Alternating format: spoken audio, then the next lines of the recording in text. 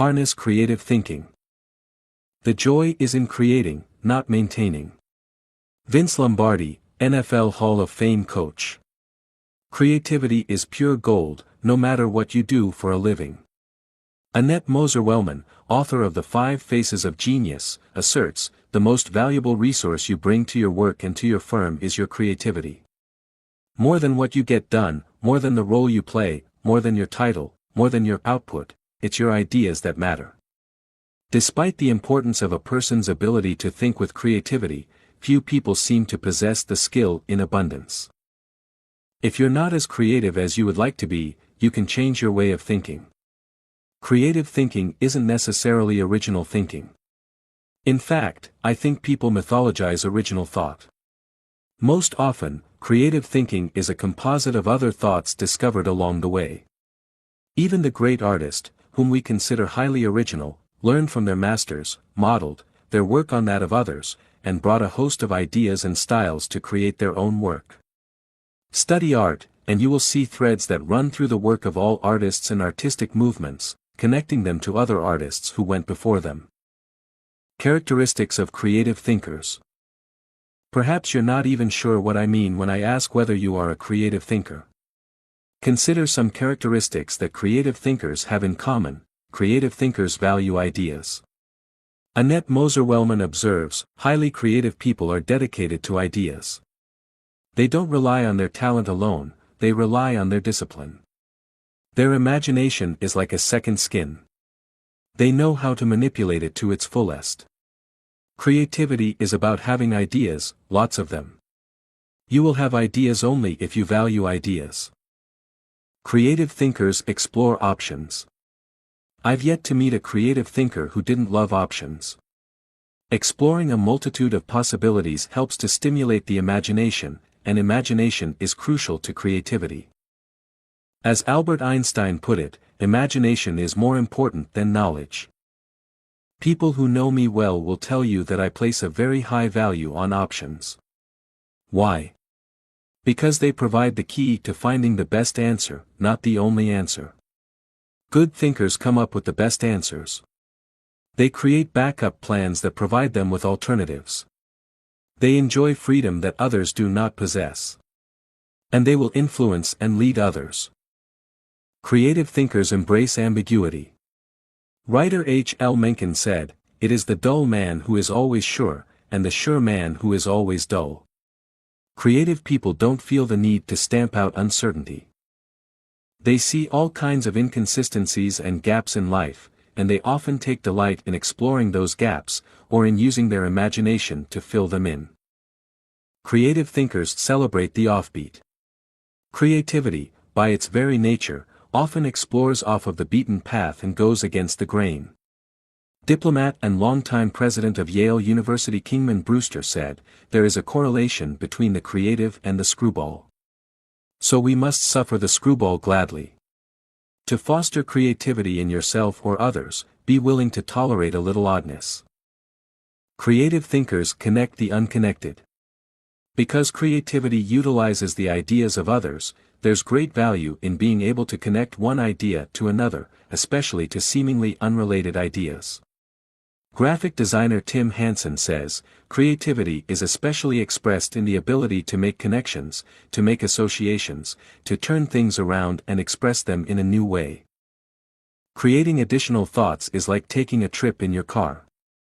You may know where you are going, but only as you move toward your destination can you see and experience things in a way not possible before you started. Creative thinking works something like this: think, collect, create, correct, connect. Once you begin to think, you are free to collect. You ask yourself, what material relates to this thought? Once you have the material, you ask, what ideas can make the thought better? That can start to take an idea to the next level. After that, you can correct or refine it by asking, what changes can make these ideas better? Finally, you connect the ideas by positioning them in the right context to make the thought complete and powerful. Creative thinkers don't fear failure. Creativity demands the ability to be unafraid of failure because creativity equals failure. You may be surprised to hear such a statement, but it's true. Charles Frankel asserts that anxiety is the essential condition of intellectual and artistic creation. Creativity requires a willingness to look stupid. It means getting out on a limb, knowing that the limb often breaks. Creative people know these things and still keep searching for new ideas. They just don't let the ideas that don't work prevent them from coming up with more ideas that do work. Why you should discover the joy of creative thinking. Creativity can improve a person's quality of life. Here are 5 specific things creative thinking has the potential to do for you. 1. Creative thinking adds value to everything. Wouldn't you enjoy a limitless reservoir of ideas that you could draw upon at any time? That's what creative thinking gives you. For that reason, no matter what you are currently able to do, creativity can increase your capabilities. Creativity is being able to see what everybody else has seen and think what nobody else has thought so that you can do what nobody else has done. Sometimes creative thinking lies along the lines of invention, where you break new ground. Other times it moves along the lines of innovation, which helps you to do old things in a new way. But either way, it's seeing the world through sufficiently new eyes so that new solutions appear. That always adds value. 2. Creative thinking compounds. Over the years, I've found that creative thinkers is hard work, but creative thinking compounds given enough time and focus. Perhaps more than any other kind of thinking, creative thinking builds on itself and increases the creativity of the thinker. Poet Maya Angelou observed, "You can't use up creativity. The more you use, the more you have." Sadly, too often creativity is smothered rather than nurtured. There has to be a climate in which new ways of thinking, perceiving, questioning are encouraged.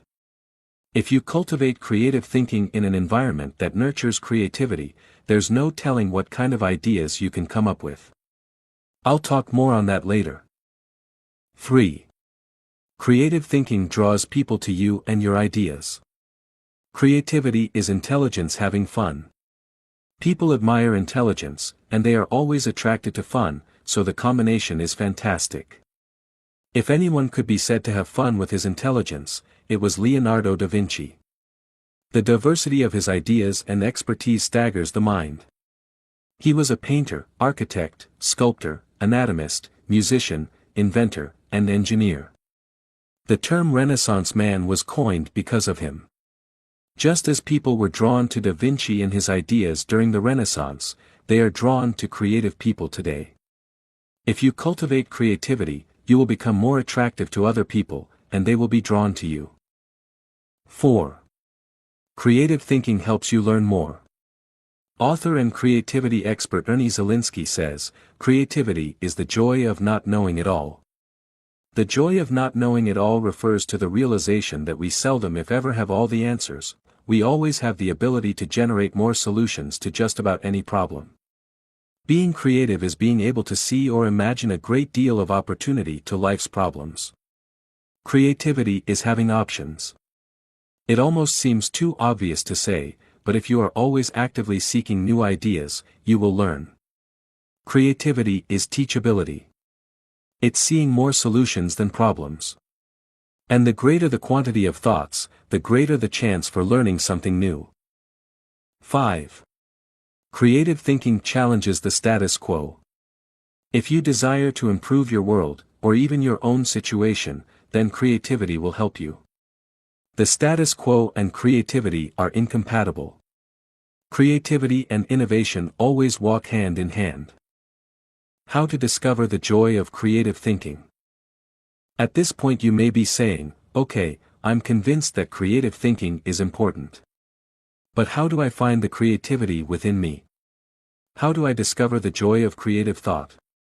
Here are 5 ways to do it. 1. Remove creativity killers.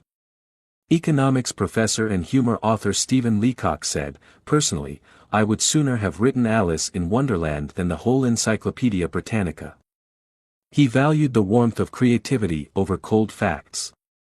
If you do too, then you need to eliminate attitudes that devalue creative thinking. Take a look at the following phrases. They are almost guaranteed to kill creative thinking any time you hear, or think, them. "I'm not a creative person. Follow the rules. Don't ask questions. Don't be different. Stay within the lines. There is only one way. Don't be foolish. Be practical. Be serious. Think of your image. That's not logical. It's not practical. It's never been done. It can't be done. It didn't work for them. We tried that before. It's too much work. We can't afford to make a mistake. It will be too hard to administer. We don't have the time. We don't have the money. Yes, but play is frivolous. Failure is final. If you think you have a great idea, don't let anyone talk you out of it even if it sounds foolish. Don't let yourself or anyone else subject you to creativity killers. After all, you can't do something new and exciting if you force yourself to stay in the same old rut. Don't just work harder at the same old thing. Make a change. 2. Think creatively by asking the right questions. Creativity is largely a matter of asking the right questions. Management trainer Sir Anthony Jay said, "The uncreative mind can spot wrong answers, but it takes a creative mind to spot wrong questions." Wrong questions shut down the process of creative thinking. They direct thinkers down the same old path, or they chide them into believing that thinking isn't necessary at all. To stimulate creative thinking, ask yourself questions such as: why must it be done this way? What is the root problem? What are the underlying issues? What does this remind me of? What is the opposite? What metaphor or symbol helps to explain it? Why is it important? What's the hardest or most expensive way to do it? Who has a different perspective on this? What happens if we don't do it at all? You get the idea, and you can probably come up with better questions yourself. Physicist Tom Hurskfield observed, "If you don't ask, why this, often enough, somebody will ask, why you?" If you want to think creatively, you must ask good questions. You must challenge the process. 3. Develop a creative environment. Charlie Brower said, "A new idea is delicate. It can be killed by a sneer or a yawn, it can be stabbed to death by a quip and worried to death by a frown on the right man's brow." Negative environments kill thousands of great ideas every minute. A creative environment, on the other hand, becomes like a greenhouse where ideas get seeded, sprout up, and flourish. A creative environment encourages creativity. David Hills says, "Studies of creativity suggest that the biggest single variable of whether or not employees will be creative is whether they perceive they have permission." When innovation and good thinking are openly encouraged and rewarded, then people see that they have permission to be creative. Places a high value on trust among team members and individuality. Creativity always risks failure. That's why trust is so important to creative people. In the creative process, trust comes from people working together, from knowing that people on the team have experience launching successful, creative ideas, and from the assurance that creative ideas won't go to waste, because they will be implemented. Embraces those who are creative. Creative people celebrate the offbeat. How should creative people be treated? I take the advice of Tom Peters: weed out the dullards, nurture the nuts. I do that by spending time with them, which I enjoy anyway. I especially like to pull people into brainstorming sessions. People look forward to an invitation to such meetings because the time will be filled with energy, ideas, and laughter. And the odds are high that a new project, seminar, or business strategy will result.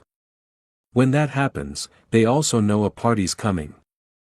Focuses on innovation, not just invention. Sam Weston, creator of the popular action figure G.I. Joe, said, "Truly groundbreaking ideas are rare, but you don't necessarily need one to make a career out of creativity.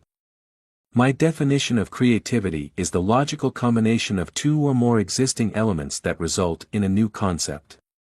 The best way to make a living with your imagination is to develop innovative applications, not imagine completely new concepts." Creative people say, "Give me a good idea and I'll give you a better idea." Is willing to let people go outside the lines. Most people automatically stay within lines, even if those lines have been arbitrarily drawn or are terribly out of date. Remember, most limitations we face are not imposed on us by others, we place them on ourselves. Lack of creativity often falls into that category. If you want to be more creative, challenge boundaries. Inventor Charles Kettering said, "All human development, no matter what form it takes, must be outside the rules, otherwise, we would never have anything new." A creative environment takes that into account. Appreciates the power of a dream. A creative environment promotes the freedom of a dream. A creative environment encourages the use of a blank sheet of paper and the question, if we could draw a picture of what we want to accomplish, what would that look like? A creative environment allowed Martin Luther King Jr. to speak with passion and declare to millions, "I have a dream, not, I have a goal." Goals may give focus, but dreams give power. Dreams expand the world. That is why James Allen suggested that, dreamers are the saviors of the world. The more creativity-friendly you can make your environment, the more potential it has to become creative. 4. Spend time with other creative people. What if the place you work has an environment hostile to creativity, and you possess little ability to change it? One possibility is to change jobs. But what if you desire to keep working there despite the negative environment? Your best option is to find a way to spend time with other creative people. Creativity is contagious. Have you ever noticed what happens during a good brainstorming session? One person throws out an idea.